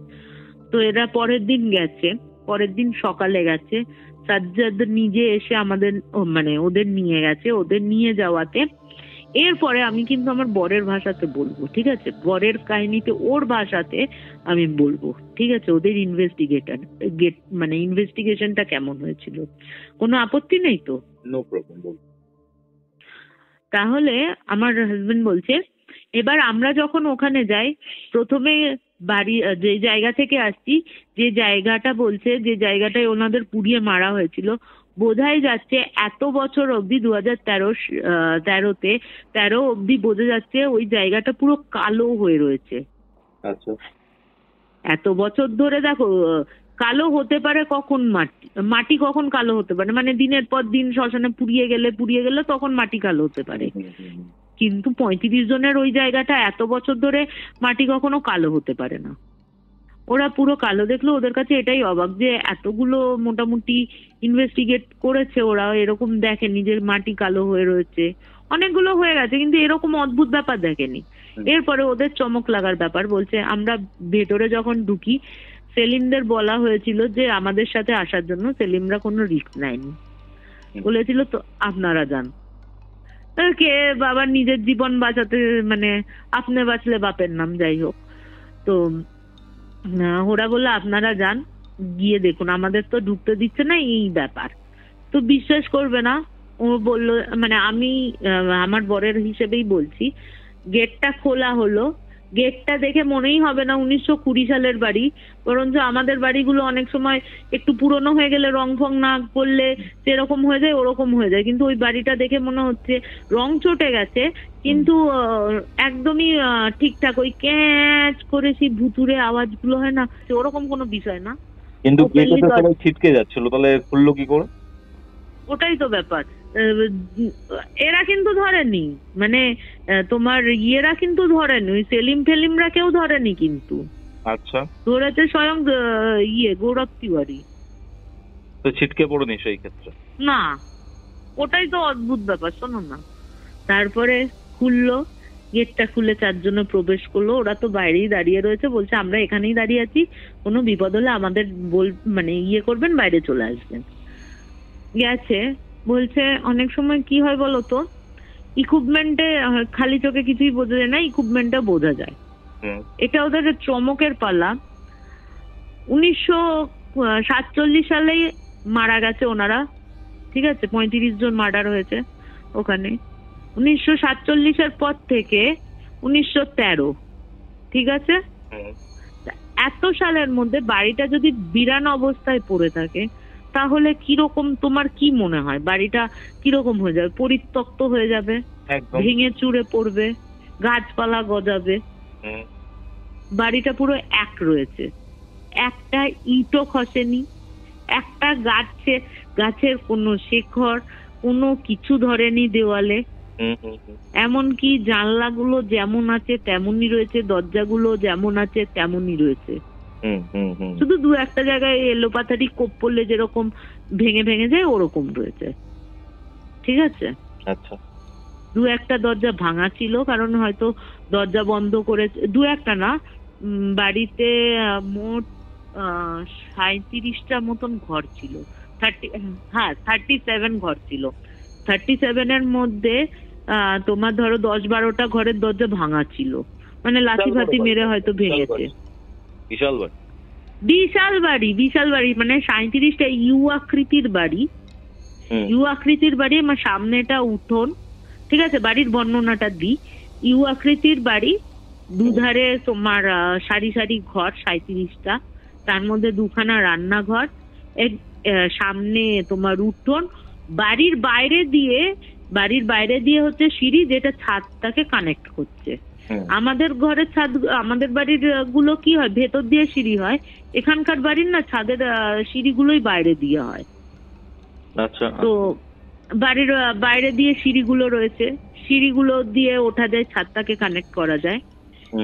তুমি বাইরে থেকে এলে মানে সোজা তোমার উঠোনটা পেরিয়ে ডান দিকে হচ্ছে 2খানা টয়লেট, বাথরুম, মানে 4টে টয়লেট আলাদা, মানে যেখানে স্নানাগার আলাদা, বাথরুমের জায়গাটা আলাদা, ঠিক আছে, 4টে এরকম জায়গা রয়েছে।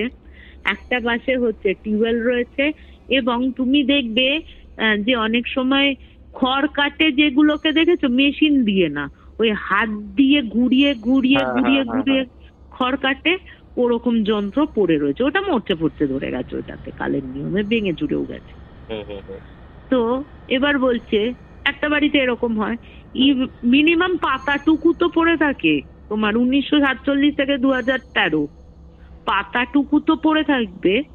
ওদের অবাক হওয়ার পালা হচ্ছে, 1 ফোঁটাও নোংরা নেই।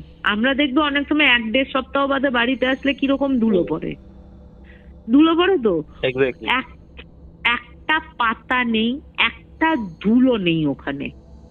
মানে মনে হচ্ছে কেউ যেন সকালবেলা উঠে উঠোন পরিষ্কার করে ঝাঁট দিয়ে রেখেছে।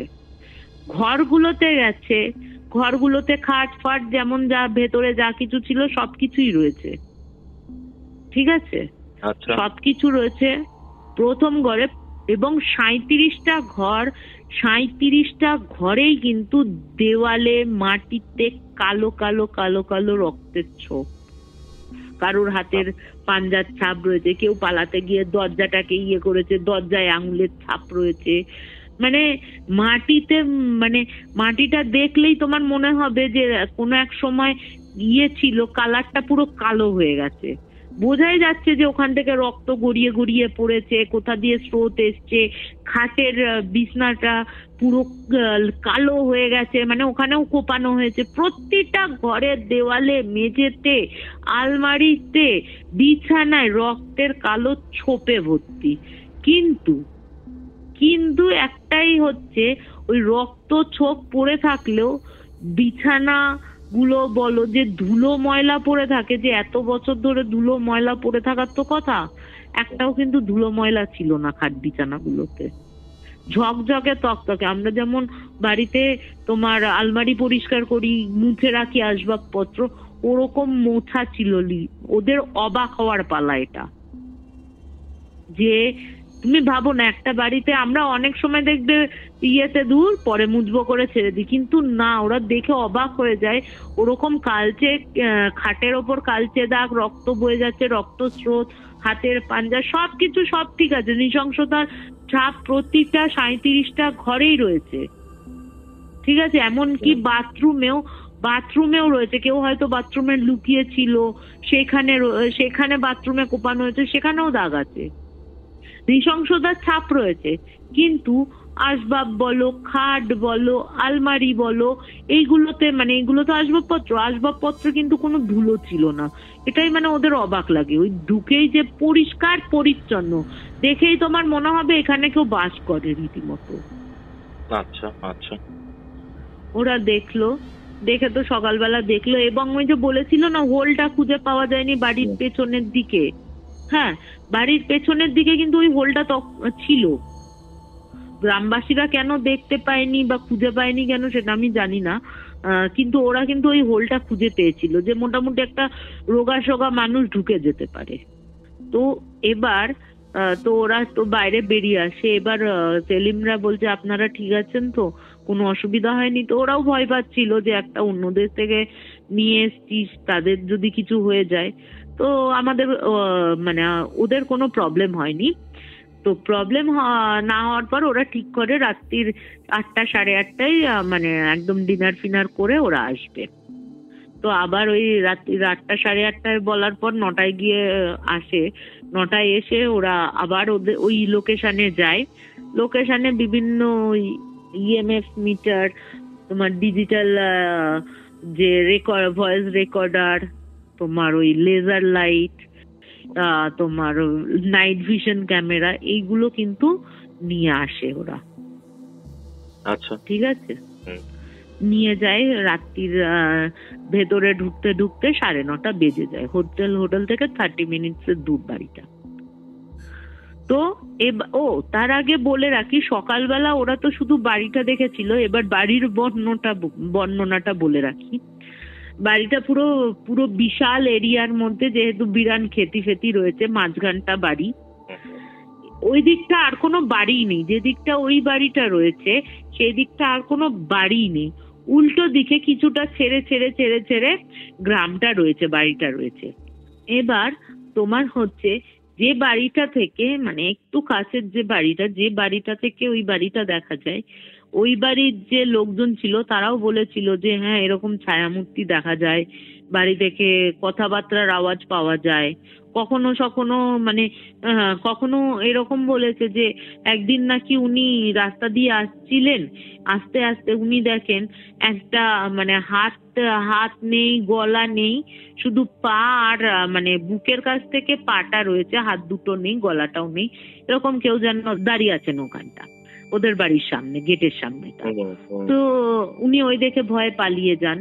তো চাঁদনি রাতে নাকি যখন ওরা গেছিল 2013-তে, চাঁদনি রাতে কিন্তু তখনও নাকি ওই ছায়ামূর্তি দেখা যায়, ছাদের মধ্যে ঘোরাফেরা হাঁটা চলা করে। কিন্তু তেমন ভাবে ওদের যদি বিরক্ত করা না হয়, এইটুকু বোঝা গেল যে ওদের যদি বিরক্ত করা না হয়, ওরাও কিন্তু কোনো বিরক্ত করে না গ্রামবাসীদের। আচ্ছা আচ্ছা, তুমি ওই ছেড়খানি করবে, তারপরে গিয়ে মানে বলে না ওই যে কথায় আছে, বাস কেন ঝাড়ে এসো আমার ঘরে। তো বাস যদি নিজে নিজে খেতে না চায় তো তাহলে কিন্তু তাদের কোনো গ্রামবাসীদের প্রবলেম হয় না। উনি একবারই ওই শুধু দেখেছিলেন বুক অব্দি কেউ দাঁড়িয়ে আছে, হাত নেই, মাথা নেই, এরকমই। তো এমনি ওই ছায়ামূর্তি গুলো দেখা যায়, কিন্তু ওদের কোনো গ্রামবাসীদের কোনো ক্ষতি করে না। তো এবার গেল, জানা হলো, এটা তো সকালের গেটটা করলো ওরা, রাত্রি 9:30টায় গিয়ে পৌঁছালো বাড়িতে, ওই যথারীতি গেটটা খোলা হলো। বলছে যে আমরা যেরকম আবহাওয়াটা দেখেছিলাম সকালবেলা, চুপচাপ পুরো একদম শান্ত নিরিবিলি, রাতের বেলা ঢুকেই মনে হচ্ছে যে তোমার কিরকম ফিলিংসটা হবে, ওদের ফিলিংসটা আমি মানে আমার হাজবেন্ড যেটা বলেছে আর কি, বলছে যে বহু পুরনো মানুষ, বহু পরিচিত আপনজন কোনো কেউ বহু বছর বাদে বিদেশ থেকে যখন বাড়িতে আসে, বাড়িতে যেমন একটা উৎসব মুখর হয়ে যায় না ব্যাপারটা, সবার মধ্যে আনন্দ হয়, সেই ফিলিংসটা কিন্তু ওরা প্রথম যখন গেটটা খুলেছিল তখনই কিন্তু পেয়েছিল। ওরা কিন্তু 4 জনে কোনো মেশিন ছাড়া, বলছে কোনো মেশিন ছাড়া, গোরা বলছে এত এন্টিটি আমি নিজে দেখেছি, এরকম ভাবে স্পষ্ট কিন্তু এন্টিটি খুব একটা দেখা দেয় না, তাও আবার অজানা। ওরা কিন্তু প্রত্যেকটা এন্টিটির মনে হচ্ছে ওরা যেন আনন্দে কথা বলছে, আনন্দে মানে ওদের স্বাগত করছে, মানে বলে না ওয়েলকাম জানাচ্ছে আর কি, তুমি এসো, তোমার মানে তুমি খুব পরিচিত আমার, এরকম হয় না যে একটা ফিল আসে যে অনেকদিন বাদে বাড়িতে আসলে। ওরা কিন্তু প্রত্যেকটা ঘরে যখন ফিস ফিস করে আওয়াজ হচ্ছে, যেন খুশি, কখনো হাসির আওয়াজ পাওয়া যাচ্ছে, সে মনে হচ্ছে কেউ, ওদের মনে হচ্ছে চোখে কিন্তু কিছুই দেখতে পাচ্ছে না, বা লেজার লাইট বলো, ওই তোমার নাইট ভিশন ক্যামেরা বলো, কিছুই কিন্তু দেখতে পাচ্ছে না ওরা, শুধু বুঝতে পারছে ফিস ফিস করে এখান থেকে ওইখানে দৌড়ে যাচ্ছে, তোমার পেছন দিয়ে কেউ যেন বেরিয়ে গেল দৌড়ে, কিছু যেন আনতে গেলে, যেমন বাড়ির মহিলারা কি হয় বলতো, কেউ যখন অতিথি আসে বাড়ির মহিলারা যেমন ব্যস্ত হয়ে যায় রান্নাঘরে, ওরকম আওয়াজ পাচ্ছে ওরা। কিন্তু ওরা প্রত্যেকটা ঘরে প্রত্যেকটা জায়গায় নিয়ে গিয়ে দেখেছে ইএমএফ মিটার তো বাদ দাও, ও তো পিপি করে মানে বলছে বাস্ট হয়ে যাবে, মানে এত এনটিটির প্রভাব তো বাস্ট হয়ে যাবে, ওরা বন্ধ করে দেয়, এতটাই আওয়াজ হচ্ছিল। মানে যেখানে ধরছে সেখানেই যেন ওদের একে তো নিজেরা বুঝতে পারছে ওই ব্যাপারগুলো, যে কানের কাছে ফিস করে কথা বলছে, কেউ হাসছে, কেউ চলে যাচ্ছে পেছন দিয়ে, ঠিক আছে, এগুলো অনুভূতি হচ্ছে, কিন্তু ওরা যে ছায়াগুলো বেরিয়ে যাচ্ছে চোখের সামনে স্যাট স্যাট করে এরকম কিন্তু ওরা বুঝতে পারছে না, কিন্তু অনুভূত হচ্ছে। প্রত্যেকটা ঘরে গেছে, প্রত্যেকটা ঘরে গিয়ে কিন্তু কিচ্ছু পায়নি। এবার বলছে হঠাৎ করে আমরা যখন তোমার ধরো 35 বা 30 নাম্বার এরকম ঘরে রয়েছে, তখন ওদের মনে হলো ছাদে যেন ওই সেই বাচ্চারা ধুপ করে ওপরে ওঠে না, বাচ্চারা ধুপ করে ওপরে উঠছে, ওপরে ধাম করে আওয়াজ হচ্ছে, যে দৌড়াদৌড়ি করলে যেরকম আওয়াজ হয় পায়ের, সেরকম আওয়াজ পাওয়া যাচ্ছে।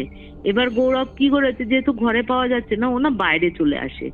বাইরে এসে এবার ও যখন বেরোচ্ছে, অবভিয়াসলি আরো 3 জন যারা ছিল তারা বেরিয়ে এসছে। বলছে তখন ওদের চমক লাগার ব্যাপার, বলছে যে সিঁড়িটা রয়েছে, সিঁড়িগুলোতে ওরা প্রত্যেকেই দেখেছে খালি চোখে বলছে কারুর মাথা নেই, কারুর হাত নেই, কারুর শুধু পেট থেকে বুক অব্দি রয়েছে, এরকম ছায়া, এবং ছোট বড় মিলিয়ে এরকম ছায়া ওপরে নামছে আবার উঠছে, একবার ওপরে উঠছে কিছু করছে, আবার ওইগুলো নেবে আসছে। মানে ওই ছায়াগুলো কিন্তু ওরা পরিষ্কার দেখেছিল, কিন্তু কোনো নারী না পুরুষ কিন্তু বোঝা যাচ্ছিল না, কিন্তু বোঝা যাচ্ছিল কারুর শুধু বুক থেকে পেটটুকু রয়েছে, হাত পা নেই, মুন্ডু নেই, কিচ্ছু নেই, কারুর 2টো হাত নেই, কারুর পা নেই, শুধু ইয়েটা রয়েছে, মানে বডিটা রয়েছে, পাটা নেই, এরকম মানে বিভিন্ন ছায়া ওরকম ওরা দেখতে পেয়েছে। তারপরে ওরা বলছে ওরা যখন ওই জিনিসগুলো দেখছে এবং ক্যামেরার সাহায্যে, ক্যামেরা মানে বলে না প্রমাণ রাখার জন্য, ও নিজেও ক্যামেরা নিয়ে এসেছিল, তো ক্যামেরা ধরার জন্য যখন ফটো তুলছে, স্টিল ক্যামেরা, অনেক সময় দেখবে এনটিটি গুলোকে ওই ক্যামেরার সাহায্যে দেখবে ছোট ছোট বিন্দুর মতন বোঝা যায়, অনেক সময় আলোর ফোকাস হয়ে যায়।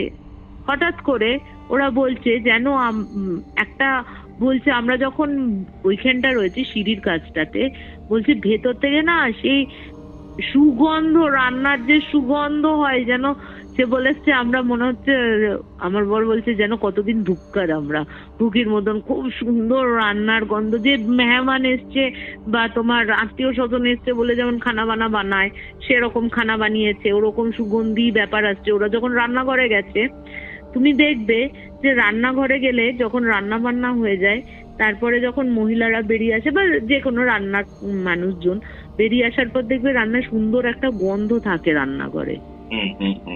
ওরা গিয়ে দেখছে রান্নাঘর তো ওরকম, রান্নার ঘরে কিচ্ছু নেই, কিন্তু সুন্দর গন্ধটা, রান্নার যে সুন্দর স্মেলটা ওরা পেয়েছে। তো এবার বলছে ওরা যখন বিভিন্ন ওরকম দেখছে আশেপাশে, মানে ওরা পরীক্ষা করছে আরো যাতে ভালো করে যাতে দেখা যায়, তখন বলছে হঠাৎ এরকম সময় আমাদের মনে হলো, আমরা তো রান্নাঘরের সামনেটা দাঁড়িয়ে রয়েছি, ঠিক গৌরব বলছে যে প্রথমে গৌরব দাঁড়িয়ে রয়েছে, তার পেছনে একটা ছেলে, ওই পাশে আমার বর, আর একটা ছেলে এরকম ভাবে দাঁড়িয়ে রয়েছে। ওই ছেলেটা বলছে তোমার যে ঠিক ওকে যেন কোনো কেউ ধাক্কা মেরে, এতটাই জোরে ধাক্কা মেরেছে যে সামনে গৌরব তিওয়ারি দাঁড়িয়েছিল, গৌরব তিওয়ারির গায়ে হাত, মানে ও হুমড়ি খেয়ে পড়েছে, মানে ধাক্কা দিয়ে গেছে আর কি এনটিটিটা। বলছে আমি এতটাই জোরে বলছে, বলে কি রে তুই কি হলো, এবং পেছনে যারা, মানে আমার বর আর একজন যারা দাঁড়িয়েছিল, তারাও অনুভব করেছে যেন ঠান্ডা হাওয়া ওকে জাস্ট ধাক্কাটা মেরে বেরিয়ে গেল। এবার ওরা দেখছে ওই এনটিটিটাই, মানে বেরিয়ে গেলে তারপরে কি হয়, ওরা যখন দেখলো ওই ধাক্কাটা মারলো, ওরা যখন একটু, ওই ছেলেটাও একটু ভয় পেয়ে গেছিল, একটু যখন ধাতস্থ হয়, বাইরে না টিউবওয়েলটা যেখানে ছিল ওইখানে টিউবওয়েল পাম্প করার আওয়াজ, কিন্তু পাম্পটা তো খারাপ, শুধু ওই হাতলটা, টিউবওয়েলের যে হাতলটা থাকে ওইটাই শুধু ওঠানামা করছিল। ওরা দেখেছে এবং বলছে তার ওইটা তো শেষ হয়ে গেল, ঠিক মনে হলো যে বাসন বললে বা বালতিতে জল বললে যে ঠিক যতটুকু জল দরকার বা যতটুকু পাম্প করলে যতটা জল পড়বে ঠিক ততটুকুই পাম্প করলো। আবার ওইটা বন্ধ হয়ে গেল, পাম্পটা বন্ধ হয়ে গেল এবং ভেতর থেকে যেন কেউ একটা কোনো মহিলার আওয়াজ, ওরা চিৎকারটা শুনতে পেয়েছে এবং ভয়েস রেকর্ডারেও ধরা পড়েছে, কেউ যেন ওই চিৎকার করে কেউ ডাকে না, এই তুই আয় এদিকে, ও যেন ওই আওয়াজটা ওরা শুনতে পেয়েছিল চারজনই। ভেতর থেকে ওকে কেউ ডাকছে যে পাম্প করছিল। সেই পাম্পটা বন্ধ হয়ে গেল, জলটাও ঠিক মনে হলো কেউ যেন জলটা ভরে রেখে দিয়ে আবার ওর ডাকে সাড়া দিয়ে চলে গেল, মানে ভেতর থেকে ডাকছে সে আবার ভেতরেই চলে গেল মনে হচ্ছে ওদের, কিন্তু সবকটাই অনুভূত। ওই ছায়াগুলো ছাড়া আর ওই ধাক্কা মারা ছাড়া ওরা কিন্তু তখনও অব্দি দেখেনি কিছু। আর এমনি যে ভয়েস রেকর্ডার গুলো, তার মধ্যে ভয়েস রেকর্ডার তো পরে আসছে, ওই ব্যাপারটা কি ধরা পড়েছিল ওটা তো ইন্ডিয়াতে এসে পরে শোনা গেছে। তা ওরা তখন বলছে যখন ওরকম চারজন গেছে এবং হঠাৎ করে ওই যে ভাঙা যে খড় কাটার যে যন্ত্রটা আছে না, ওইটা আপনি আপ ঘুরতে থাকে, যেন মনে হচ্ছে কেউ যেন ওকে চালাচ্ছে, যে খড় কাটলে যেমন হাত দিয়ে চালাতে হয় ঠিক ওরকম খড় দিয়ে চালাচ্ছে। তো তারপরে তোমার ওইটা হলো, ওইটা হয়ে যাওয়ার পর ওরা বিশ্বাস করো ওনাদের মানে যেহেতু গৌরবরা ঢুকেছিল সকালেই বলেছিল যে আপনারা আরেকবার খোঁজ করে দেখবেন যে চারজন ছেলে কোথায় গেল। তো বিশ্বাস করো ওই চারজন ছেলেরও একটা হাড্ডি গুড্ডি কিচ্ছু পাওয়া যায়নি, পরিষ্কার ঘর, তকতকে, ওই রক্ত ছাড়া আর কিচ্ছু পাওয়া যায়নি ওই বাড়িতে। মানে আজও ওদের কাছে অবিশ্বাস যে একটা বাড়ি এরকম 1920 সালে যে বাড়িটা তৈরি হয়েছে ওই বাড়িটা এত কিভাবে পরিষ্কার পরিচ্ছন্ন থাকতে পারে, ওদের কাছে বড়ই অদ্ভুত লেগেছিল। যাই হোক, ওইটা ঘোরানো হলো, ঘোরাতে ঘোরাতে এবার বলছে ওরা দেখছে কি হঠাৎ করে পুরো বাড়িতে একটা, এতক্ষণ ধরে ওরা তো মানে সুগন্ধি পাচ্ছিল যে কোনো মেহমান বাড়িতে আসলে, মানে কোনো পুরনো আত্মীয় স্বজন বাড়িতে আসলে একটা চিৎকার, মানে কথাবার্তা, আনন্দ উল্লাস এরকম বোঝা যায় না যে বাড়িতে একটা প্রাণ আসে, ওরকমই ওরা পেয়েছিল। তারপরে বলছে এই যে ঘটনাটা হলো, ওরা বলছে তখন রাত প্রায় 10:30 হবে। 10:30টার সময় বিশাল চিৎকার যাকে বলে ওরকম চিৎকার, যে সব মানে 35 জন যে একটা হাল্লা করছে, কেউ যে ওদের ওপর অ্যাটাক করেছে তারা কিন্তু বুঝতে পারে। মানে চারজনে কিন্তু বুঝতে পারে কেউ যেন অ্যাটাক করেছে। তখন যেন ঘরের ভেতর যেন ওদের চিৎকার, ওদের কান্না, বাচ্চা কাঁদছে এরকম ওরা কিন্তু আওয়াজ পায়। তুমি ভাবো ওখানে দাঁড়িয়ে যারা, মানে আমি ভাবছি, আমিও নিজেও ভেবেছি যে তুমি ভাবো যে তুমি ওই বাড়িতে রয়েছো, তোমার সামনে এইগুলো রয়েছে, তুমি কি ফিল করতে পারো। আমি নিজে এখনো তোমাকে বলছি, অন্ধকার ঘরে বসে আমি নিজেও ফিল করতে পারছি সেই জায়গাটায় দাঁড়িয়ে আমি গেলে কি হতো। ওরকম চিৎকার প্রায় আধা ঘন্টা ধরে ওরকম এলো পাথারি, এমনকি ওই যে তোমার ইয়ে করলে যেরকম মানুষগুলো ছিটকে পড়লে যেমন ধূপ ধাপ আওয়াজ হয় না, যে কোথাও গিয়ে ধাক্কা খাচ্ছে, পড়ে যাচ্ছে, পুরো ওরা ওরকম কিন্তু ফিল পেয়েছে, আওয়াজগুলো পেয়েছে পুরো। কারুর মানে হাত কেটে দিলে যেরকম চিৎকার হয় সেরকম চিৎকার পেয়েছে, মানে এক কোপে কিছু মানে পা কেটে দিলে, তারপর বাচ্চাদের কোনো নৃশংস কিছু করলে যেরকম আওয়াজ পাওয়া যায় ওরা কিন্তু সেই আওয়াজগুলো পেয়েছে। আধা ঘন্টা এরকম চিৎকার চেঁচামেচি চলে এবং আধা ঘন্টা পর ওদের একটা নাকে বিশাল পোড়া, মানুষ পোড়া গন্ধ বা চামড়া পোড়া গন্ধ আসে বাইরে থেকে।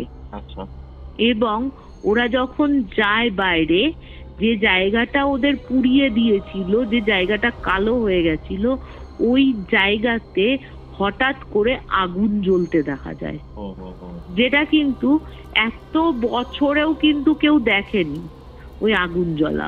ওরা শুধু জেনেই ছিল যে ওখানে জ্বালিয়ে দেওয়া হয়েছিল, ওরা কিন্তু পরিষ্কার ওখানে আগুন দাও দাও করে জ্বলতে দেখে মানুষকে। মানে বোঝা যায় মানুষকে জ্বলতে দেখে বলতে কি, যে মানুষ বা কোনো দেখবে একটা মানে মানুষের ওপর মানুষ রেখে যদি কিছু হয়, যেরকম মানে শিখাটা হতে ঠিক ওরকম শিখার উঠেছিল ওদের।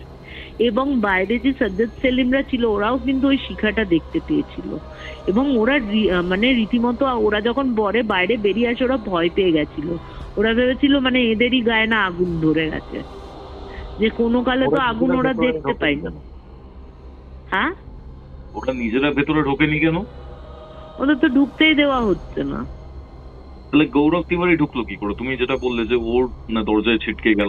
বলছি সেটা বলছি। এই তো ঘটনা হলো।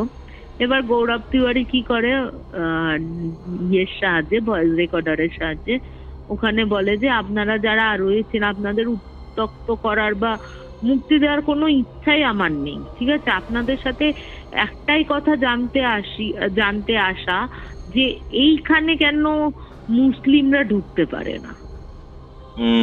আচ্ছা, যেহেতু এটাও পরে মানে বিক্ষিপ্ত কথাগুলোতে, রেকর্ডিং এ বিক্ষিপ্ত কথাগুলোতে বোঝা গেছিল যেহেতু ওকে মুসলিমরা মেরেছে ওই 35 জন শিখকে, সেহেতু ওই মুসলিমদের ওপর রাগ করে মুসলিমদের ঢুকতে দিচ্ছে না।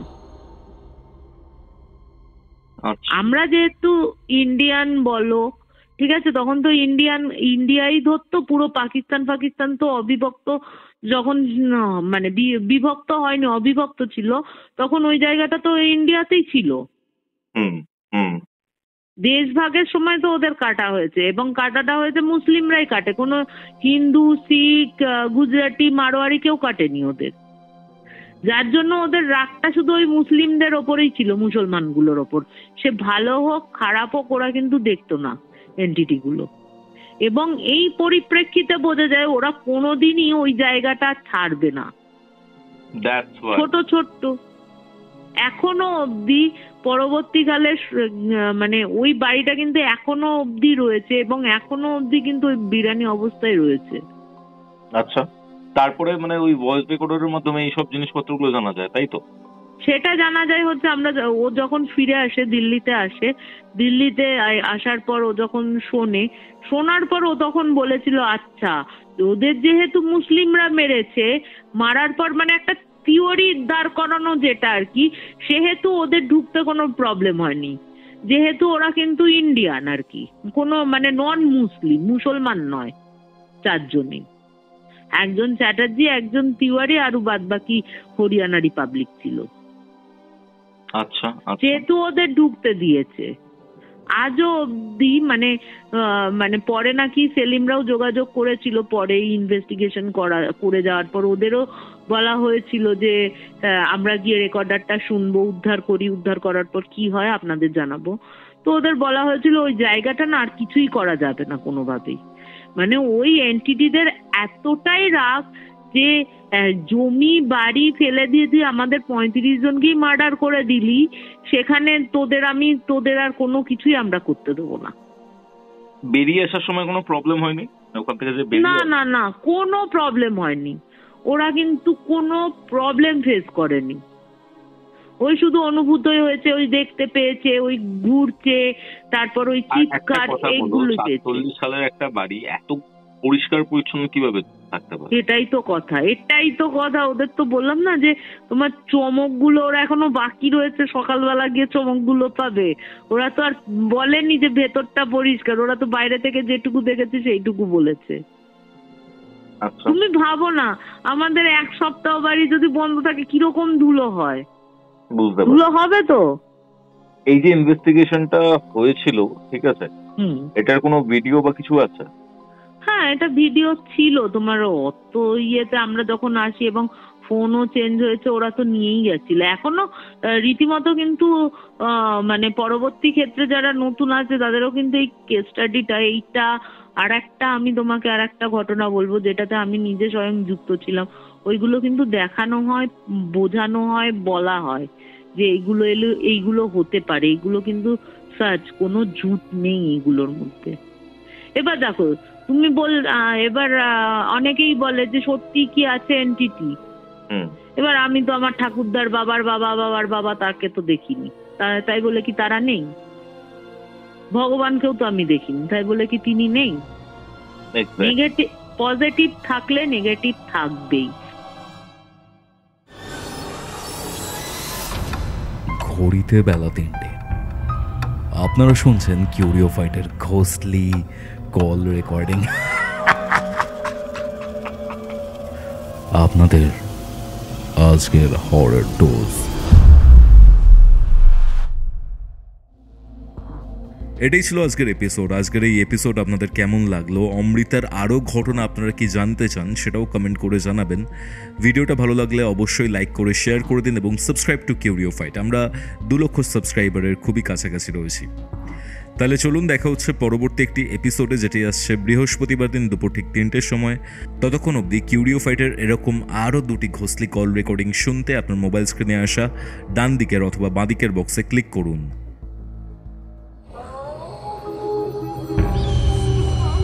Curio Fight presents Ghostly Call Recording, a horror audio documentary by Kaustav Kumar. এবার ভয় পাবে